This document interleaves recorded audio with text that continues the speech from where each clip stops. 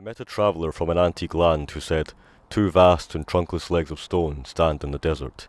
Near them, on the sand, half sunk, a shattered visage lies, whose frown and wrinkled lip and sneer of cold command tell that its sculptor well those passions red which yet survive. Stamped on these lifeless things, the hand that mocked them and the heart that fed, and on the pedestal these words appear: My name is Ozymandias, King of Kings. Look on my works, ye mighty in despair." Nothing beside remains. Round the decay of that colossal wreck, boundless and bare, the lone and level sands stretch far away. So as you might be aware from the title of this video and the reading, or rather memorization, of Ozymandias by Percy Shelley, this video is going to be about creation and destruction. So long-time viewers of the channel will be aware that one of the cornerstones of the channel is indeed creation, of making things, of striving, of beauty and whatnot. And it does seem to be one of my main concerns, and it seems to come at me, it arrives at me from a variety of different angles. Now, before I speak any further, I do have an aversion to seeming like I have all the answers, and I think that's one of the main things I always repeat on the channel, is that I don't want to appear know-it-all, or that I have any very deep things to say. I think some of the things I have to say are important and worth remembering, but I always would like to pay homage to the people that came before me as part of my understanding of the past, my appreciation of the past. I certainly don't think I have all the answers, and I really don't want to appear as if I think I'm highly intelligent and that everyone should listen to me and I'm some sort of prophet. I have seen videos like that, unfortunately, on YouTube and on other platforms, and I, again, have an aversion to that sort of thing. So I'm currently reading a book called Utopia. I believe the author is called John Clay. I can't quite remember the name. I believe that's the name. Interesting book. I will probably be reviewing it for the channel. It's part of my interest in, again, utopian ideals, searching for other worlds. Indeed, part of this book does talk about legendary lands, mythical lands, fabled places, the sort of thing. And I have reviewed books that are similar on the channel, for example, the Book of Legendary Lands by Umberto Eco. So I was struck by a passage in this book, Utopia, concerning the story of the Tower of Babel, or Babel, the Christian story. And I was struck by it because I've always been aware that I have contradictory and somewhat paradoxical viewpoints on creation, destruction, civilization, things like this. And of course I will go on to what I mean by that later on. The idea of the figure of the tower, I talk about portals and gateways and doorways and windows on this channel, but one of the main symbols that I also think about quite a lot is related to the tower. Indeed, I have written various stories that feature towers. One of those stories is Fisherman's Choice, a story I wrote quite a long time ago, related to the destruction of civilization and the halting of all life, things like this. Rather pessimistic viewpoint. I once wrote it to promote that viewpoint. Then I rewrote it entirely to be far more positive, and that is indeed the very subject, the core of this video. The idea, my struggle with ideas of anthropocentrism, the dominion of man, whether or not we should strive to build things higher, or to revel in the aesthetics of decay, to remain, in a sense, primitive. But again, I'm getting ahead of myself, but these are some of the ideas I'm thinking about here. Fisherman's Choice is one of the stories.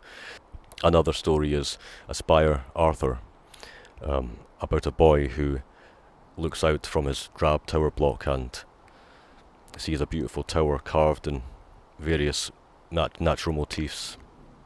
I believe I might have mentioned this story on the channel before. Another story as well called The Destruction, about a cult who revels in the destruction of things. I seem to be aware that indeed a lot of my stories a lot of the things I think about relate to creation and destruction. So of course, if I am to give an understanding of, or illustration of what I believe in terms of the promotion of culture and tradition and creating things and whatnot, I will of course have to discuss a little bit about my previous beliefs.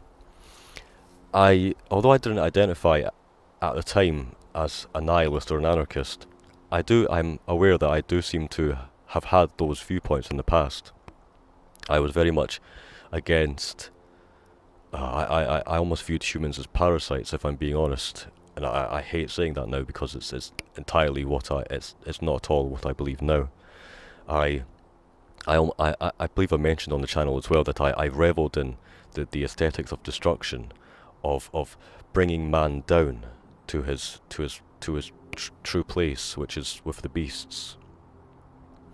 And I saw it in a sort of quasi-religious way, if I'm being honest. I saw the very fact of my being just another animal. I saw that as being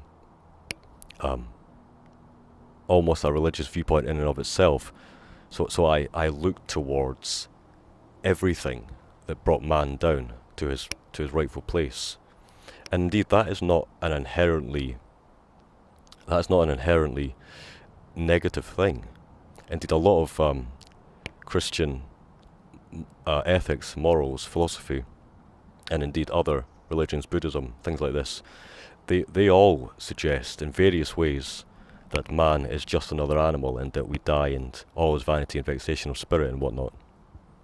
And I'm just acutely aware that there are so many contradictions in terms of, especially with Christianity, with the idea of Christianity being about the dominion of man and going out into the cosmos and having control over animals and the human project, making things, building higher and higher, trying to reach God, the kingdom of God and whatnot. That's what I discuss in my in almost every aspect of every bit of work that I've done, in fact, especially my world building project Sartoris, which I may or may not make a video on at some point. So again, I used to believe that we should in some way go back, we should return to a kind of more primitive state. Of course I was very interested in prehistory, still am, but a handful of years ago I was very much of this. I subscribed to this idea that nothing good came out of culture, essentially. We should just be wandering through the woods and communing with the animals and honouring the trees and whatnot, and we should. But the point is, we can't go back. I don't believe we should go back. Certainly don't believe that we should tear things down. It's actually the main reason I'm recording this. I've been aware for several years now that there are people out there who think that civilization is a bad thing, and it just kind of it boggles my mind, if I'm being honest. It's interesting how people change, and just seeing the contrast, and I can look at their viewpoints and think that's actually what I believed, and it's just not at all what I believe now. So tangential to this, but I think it's still rather important, is the idea of what I'll call the carceral imaginary or carceral imagination. This is in fact one of the main things I'm going to be studying for my potential MA research thesis. It's related because I view the world as wrong. I view the world as fundamentally ugly. I view myself as almost being surrounded by ugly buildings and ugly ideas. I'm not a fan of tower blocks, I'm not a fan of factories, I'm not a fan of essentially anything that even remotely points to industry. But I hope you can see the contradiction there, because I certainly can. Because I certainly subscribe to, in a sense, the human endeavour, the human project, in a sense, human supremacy, in that humans should build and we should go out into the cosmos. We should make something of this world that isn't just the material. It isn't just. We should not stay at a certain point. We should not stagnate, and that's the main concern. I think that I seem to hold two contradictory opinions. So again, I view the world almost as a prison, surrounded by ugliness. I view the world almost as unworldly, in the sense that we have these faceless buildings, these drab tower blocks, these corporate offices and whatnot. But I'm acutely aware that a lot of these, the state of the world is as it is because of capitalist forces. It's a strange thing. I also don't, I'm wary of socialism and communism for a variety of reasons, and I don't pretend to know all the ins and outs, not at all. So really it's a strange thing, it's a funny thing. I value the natural and human beings returning to nature in a sense, but I favour progress in the sense of scientific progress. I favour humans striving, going out into the world and to the cosmos and making something of our legacy.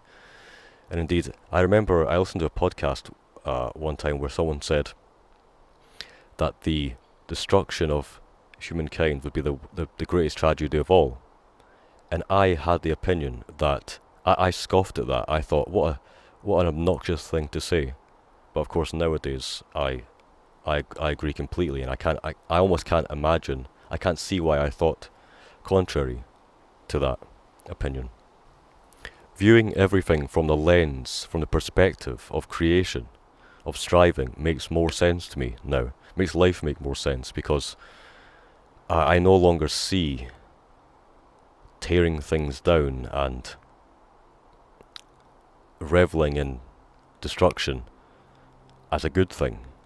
Of course, there are certain elements to tradition that are negative, but I do seem to favour tradition more, and I'm aware that I don't fit in with certain viewpoints. I believe I mentioned this in I think it was my second writing vlog about writing dark fiction and how I write dark fiction, but I also value positivity. And what I mean by positivity is the striving, the creation of beauty,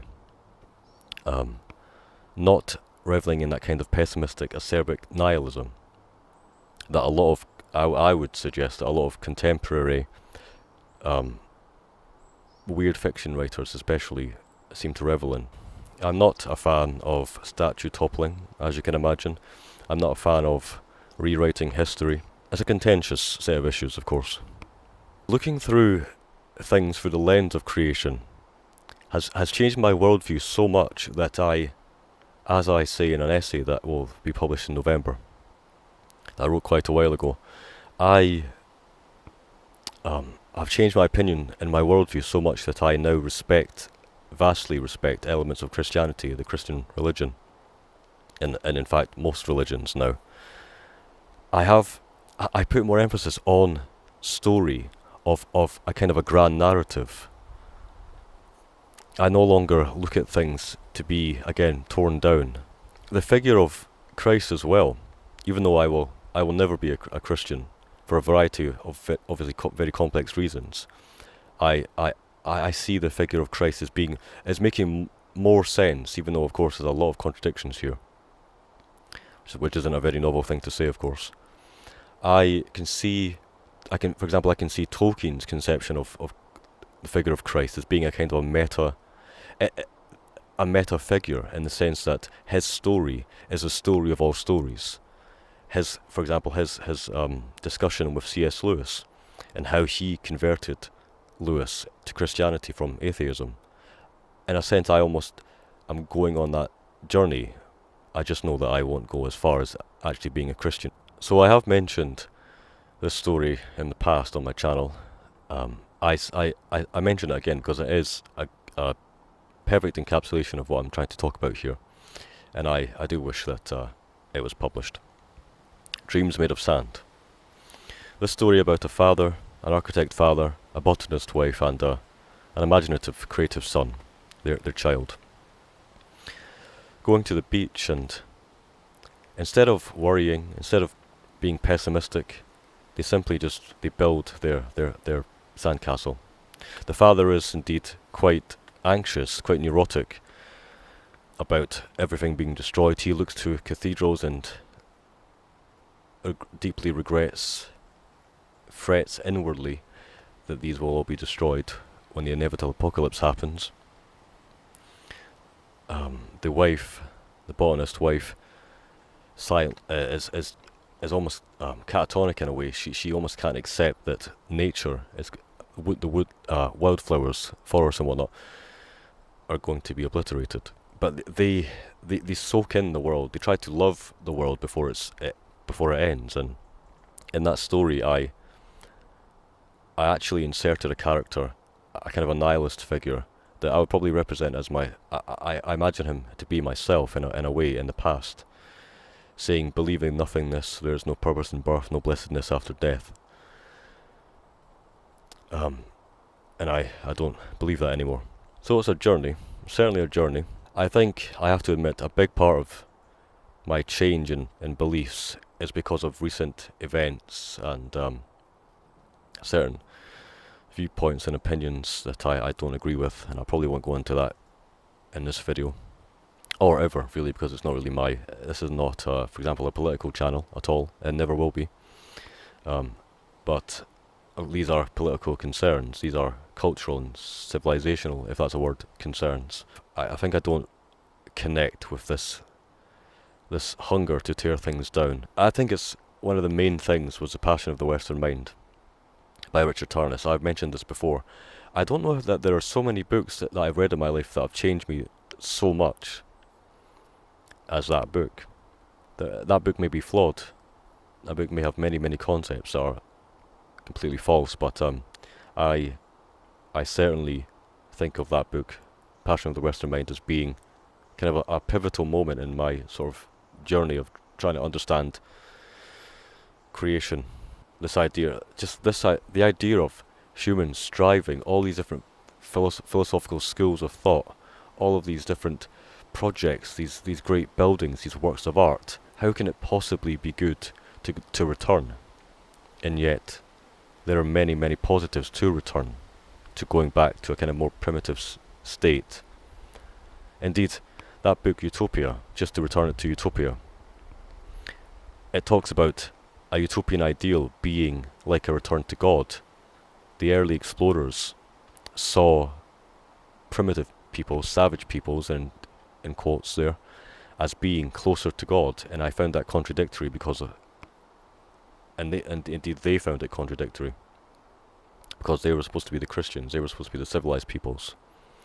So there are all these layers and contradictions I find fascinating. So hopefully you enjoyed that video. Hopefully it was food for thought, and it was in some way connected with perhaps your ideas, or made you think about things a little bit differently. That's all I can really hope for, really. And again, it's just wonderful to just be out here in the woods, talking about things that I enjoy, talking about important things.